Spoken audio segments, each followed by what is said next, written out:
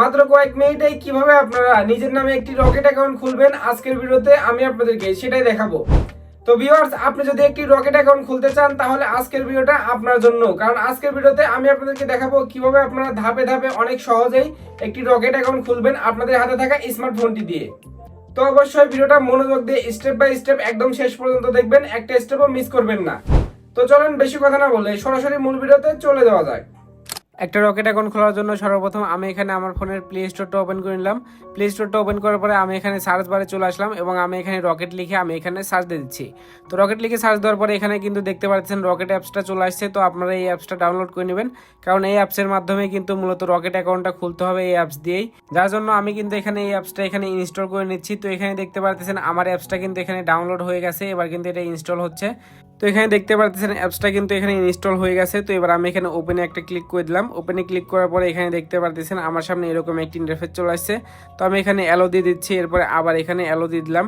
দেওয়ার পরে এবার দেখতে পাচ্ছেন আমার সামনে কিন্তু এরকম একটি ইন্টারফেস চলে আসছে। তো এবার এখানে নিচে আপনারা একটা অপশন দেখতে পারবেন, আপনারা এগিয়ে জানের যে এখানে বাটনটা আছে আপনারা এখানে একটা ক্লিক করবেন, এরপরে আবার এখানে ক্লিক করবেন। এখানে 2-3 বার ক্লিক করার পরে এখানে ডান নামে একটা অপশন আসবে, আপনারা এখানে একটা ক্লিক করে দিবেন। এখানে ক্লিক করার পরে এবার আপনাদের সামনে এরকম একটি ইন্টারফেস চলে আসবে। আপনাদের এখানে যে নাম্বারটার মাধ্যমে আপনারা এখানে রকেট অ্যাকাউন্টটা খুলবেন আপনারা ওই নাম্বারটা এখানে দিয়ে দিবেন। দিয়ে দেওয়ার পরে এবার আপনারা এখানে নেক্সটের একটা বাটন পাবেন, আপনারা এটাতে একটা ক্লিক করবেন।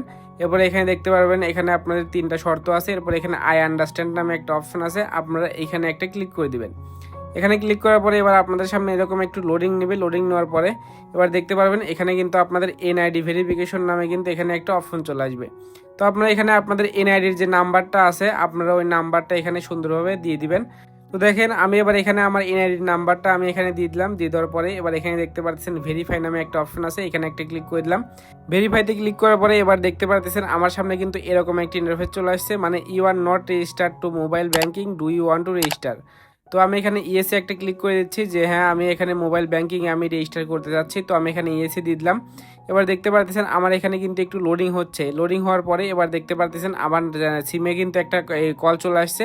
তো এবার আমি এখানে এই কলটা এখানে রিসিভ করতেছি। রিসিভ করার পরে আমাকে কিন্তু এখানে পাসওয়ার্ডটা দিতে হবে, অর্থাৎ পিনটা কিন্তু এখানে দিতে হবে। মানে আমি আমার অ্যাকাউন্টে কোন পিন নাম্বারটা রাখবো ওটা কিন্তু এখানে লিখতে হবে। তো আপনারা আপনাদের পিন নাম্বারটা কলটা রিসিভ করে আপনারা এখানে পিন নাম্বারটা সুন্দরভাবে কিবোর্ডে ক্লিক করে আপনারা পিনটা দিয়ে দিবেন। দিয়ে দেওয়ার পরে আপনাদের সামনে এরকম একটি ইন্টারফেস চলে আসবে। তো এবার আপনাদের সামনে কিন্তু একটা ওটিপি চলে আসবে, মানে আপনাদের ফোন নাম্বারে একটা ওটিপি চলে আসবে। তো আপনারা এখানে ওটিপিটা সুন্দরভাবে এখানে বসিয়ে দিবেন। আমি এখানে অ্যালোতে ক্লিক করে দিচ্ছি। তো এখানে ওটিপিটা কিন্তু এখানে বসে গেছে এবং আমার এখানে কিন্তু এখানে লোডিং হয়েছে। এরপর এখানে দেখতে পাচ্ছেন আপনাদের সামনে এরকম একটি ইন্টারফেস চলে আসবে। তো এবার আপনারা এখানে কি করবেন, আপনারা কিছুক্ষণ আগে কলটা রিসিভ করে আপনারা যে পিন নাম্বারটা দিয়েছেন আপনারা ওইটা এখানে দিয়ে দিবেন। দিয়ে দেওয়ার পরে আপনারা এখানে লগ ইনে একটা ক্লিক করবেন। এরপরে দেখতে পারবেন আপনাদের এখানে অ্যাকাউন্টটা কিন্তু এখানে লগ ইন হয়ে যাবে, মানে আপনাদের কিন্তু রেজিস্টার হয়েছে। এবার কিন্তু আপনাদের KYC কিন্তু এখানে আপডেট করতে হবে, মানে আপনাদের ভোটার আইডি কার্ড এবং বিস্তারিত ইনফরমেশন কিন্তু আপনাদের এখানে দিতে হবে। না হলে কিন্তু আপনারা এই অ্যাকাউন্টের মাধ্যমে কিন্তু আপনারা কোনো ধরনের সার্ভিস বা লেনদেন এগুলো কিন্তু আপনারা করতে পারবেন না। তো এখানে দেখতে পাচ্ছেন আমি এখানে আপডেট KYC এখানে একটা ক্লিক করে দিলাম। এখানে ক্লিক করার পরে এখানে কিন্তু 2টা অপশন চলে আসছে, একটা হলো জেনারেল কাস্টমার আর একটা হলো রেমিটেন্স কাস্টমার। মানে আপনি যদি বিদেশ থেকে টাকা পাঠাতে চান তাহলে আপনারা রেমিটেন্স কাস্টমার এটা দিবেন, আর যদি জেনারেল কাস্টমার হন মানে বাংলাদেশের মধ্যে তাহলে এটা আপনারা দিবেন জেনারেল কাস্টমার। তো আমি এখানে জেনারেল কাস্টমার আমি এইটাতে একটা ক্লিক করে দিচ্ছি। এটাতে ক্লিক করার পরে এবার দেখতে পারতেছেন আমার সামনে কিন্তু এরকম একটা ইন্টারফেস চলে আসছে। তো এবার নিচে আপনারা নেক্সটের একটা বাটন দেখতে পারতেছেন, আমি এখানে নেক্সটের এই বাটনে একটা ক্লিক করে দিচ্ছি।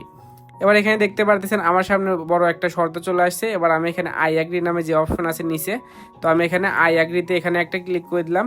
আই অ্যাগ্রিতে ক্লিক করার পরে এবার দেখতে পারতেছেন আমার সামনে কিন্তু এরকম একটা ইন্টারফেস চলে আসছে। তো এবার এখানে আপনারা কি করবেন, এখানে কিন্তু আপনাদের ভোটার আইডি কার্ডের 2 পাশের কিন্তু এখানে ছবি তুলে দিতে হবে।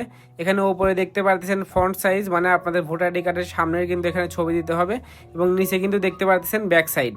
তো আমি এবার এখানে উপরে ক্লিক করলাম। ক্লিক করার পরে এখানে অ্যালো দিয়ে দিলাম। দিয়ে দেওয়ার পরে এবার দেখতে পারতেছেন আমার এখানে আমার ভোটার আইডি কার্ডের সামনের যে পার্টটার ছবি আছে ওটাই আমি এখানে তুলে দিলাম।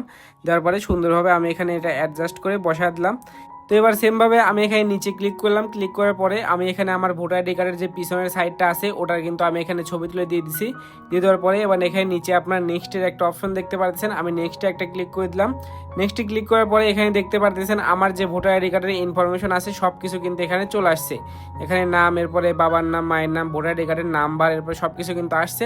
শুধু এখানে আপনার নিচে দেখতে পারবেন যে জেলা নির্বাচন করুন, এরপরে উপজেলা নির্বাচন করুন, এরপরে পোস্ট কোড আছে এখানে, এইগুলা কিন্তু আপনাদের এখানে দিতে হবে। তো দেখেন এবার আমি এখানে জেলা নির্বাচন করুন, এখান থেকে আমি জেলাটা আমি এখানে দিয়ে দিচ্ছি, আপনারা এখানে আপনাদের জেলাটা দিয়ে দিবেন। এরপরে এখানে আপনাদের যে উপজেলা আছে ওটা আপনারা এখানে দিয়ে দিবেন। এরপরে আপনাদের পোস্ট কোড যেটা আছে, মানে আপনাদের ভোটার আইডি কার্ডের পিছনে কিন্তু আপনাদের পোস্ট কোড দেওয়া আছে, আপনারা সুন্দরভাবে ওইখান থেকে আপনাদের পোস্ট কোডটা এখানে দিয়ে দিবেন।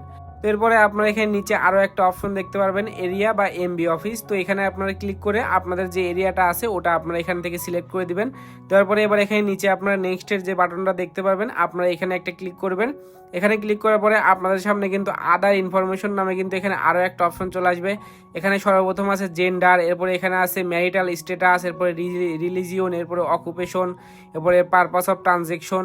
তো আপনাদের কিন্তু এখানে অনেকগুলো অপশন চলে আসবে। সর্বপ্রথম আমি এখান থেকে মেল দিয়ে দিলাম, এরপরে এখানে ম্যারিটাল স্ট্যাটাস এটা আমি সিঙ্গেল দিলাম।